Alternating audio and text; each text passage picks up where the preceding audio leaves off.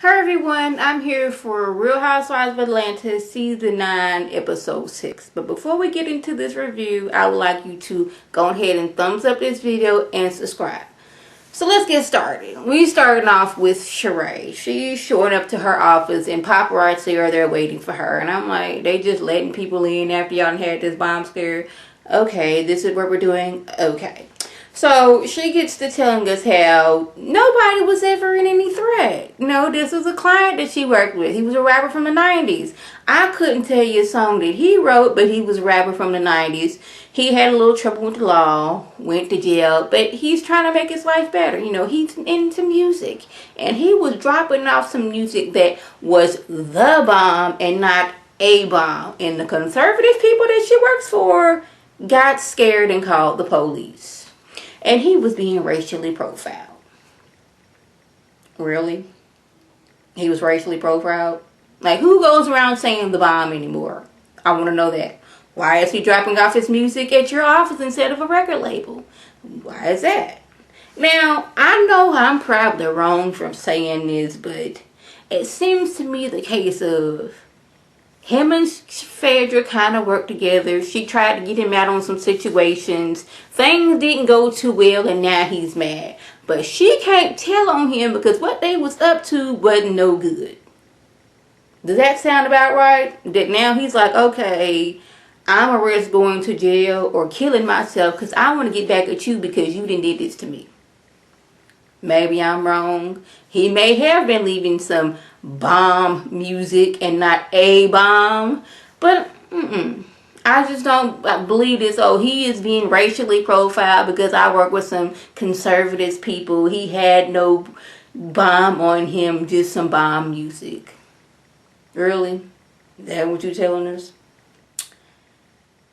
Portia, if your lease is up in 45 days, you should have been start packing that big house of yours. Because it's going to take some while. You got a lot of stuff. I don't know how many people you got helping you. But first, you got to find a place to move to. And you got to get up at that house in 45 days. But for some reason, she thinks 45 days is 3 weeks. But then I had to think, this is Portia, so okay. So she tells her mom and her sister she wants to be out of the city because she's ready to have children. And she's already found the man for it. Her ex-boyfriend, Todd. No, you two, mom and sister, do not know Todd. I was dating him while I was dating somebody else. But he seems like a good father. He has 2 kids that he's taking care of. So surely he can be a good father to me. But they're looking at her like, really? Like, we don't know him, but you trying to make him my future grandchildren, my future niece or nephews, like, father? Have we thought this through? I know you all upset because Lauren just had her baby and you ready to have yours. But I'm going to need you to think this through more and not just, okay, you're cute, I'm cute, let's make a baby. I'm going to need you not to do that, Portia. I really don't. Just don't do it. So Mama Joyce shows up at some law firm incognito, got a trench coat on, a scarf around her neck, glasses on, like I don't want nobody to know that I'm here. Like you could have been there for anything, but anyway, she there because she needed to get some information.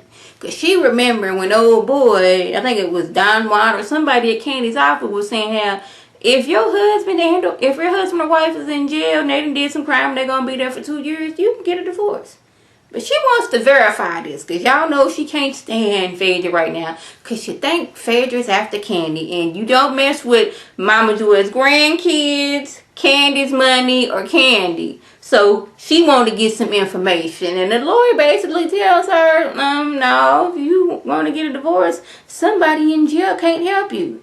And by the end of the little session that they had, Mama Joyce was grinning like a full-on Cheshire cat because she's like, I'm ready to expose PHAEDRA for the lie that she is. Now, why she need to go incognito is beyond me because I'm pretty sure she walked out not like the way she walked in. But Mama Joyce is on a mission and she's ready to expose PHAEDRA for the liar that she is. Now, I don't know what she's going to get out of this, but like, I guess satisfaction of I done caught you in a lie. You done been coming for my daughter, for now I'm coming for you. But I thought it was very funny that she showed up incognito to get this information, but And she was talking about how the PHAEDRA is a lawyer, but she don't know this kind of law. You know, she knows stuff from the streets. Not walking the streets, but from the streets.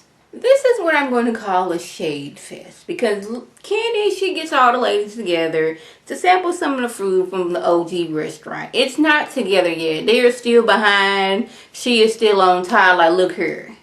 If we don't get this together in this amount of time, we're going to lose our liquor license and we're going to have to start over from scratch. And that's messing with my money, and that's not what you want to do.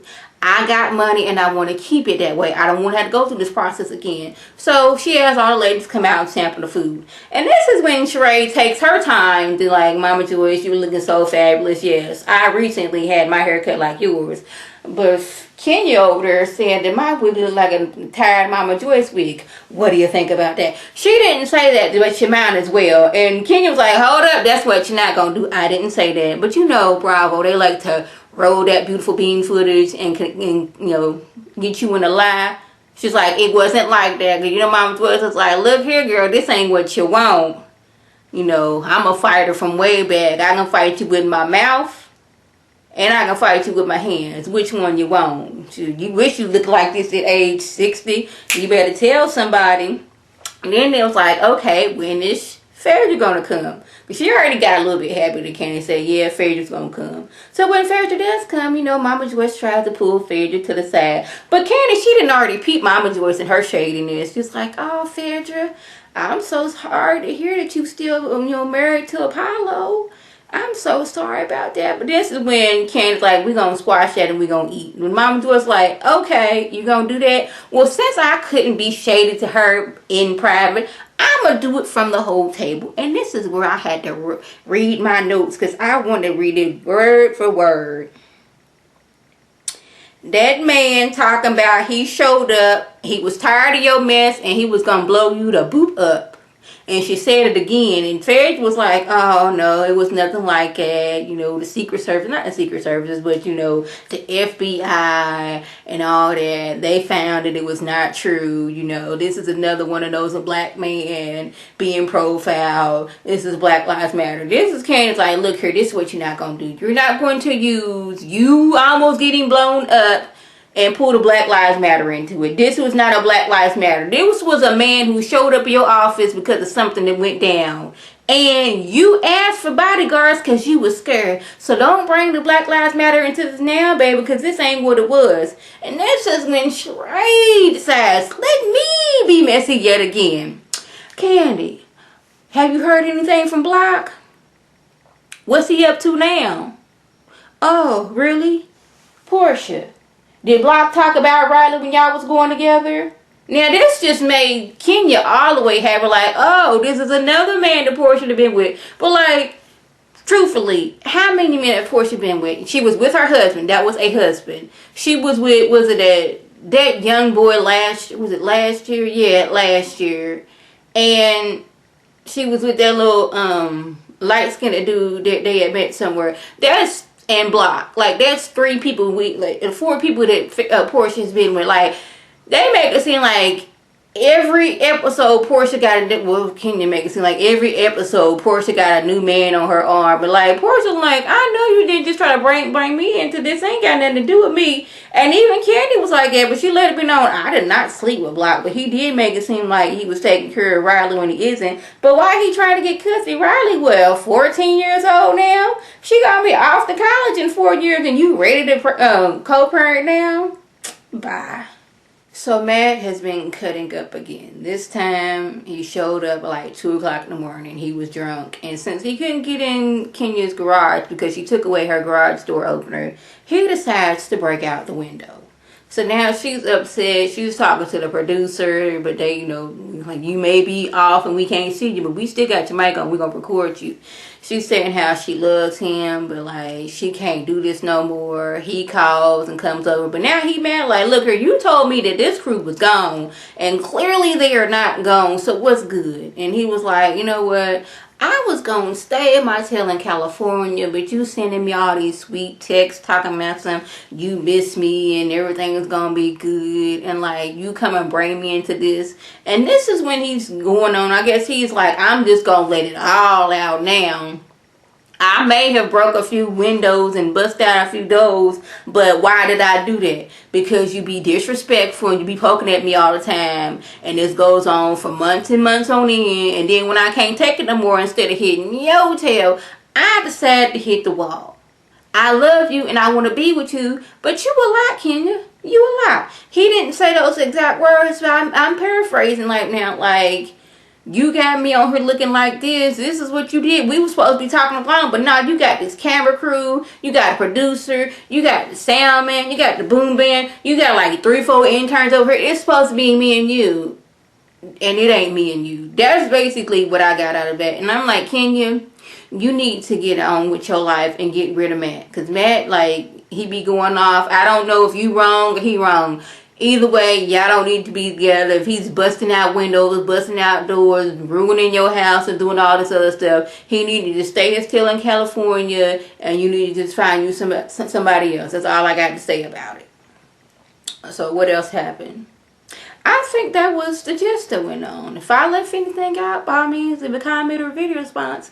And like always, when I thank my subscribers and the people watching my videos, I want you to like this video, comment, and subscribe. And share this video with your friends on Facebook, Twitter, Instagram, and here on YouTube. This is Lady T signing off. Have a good one.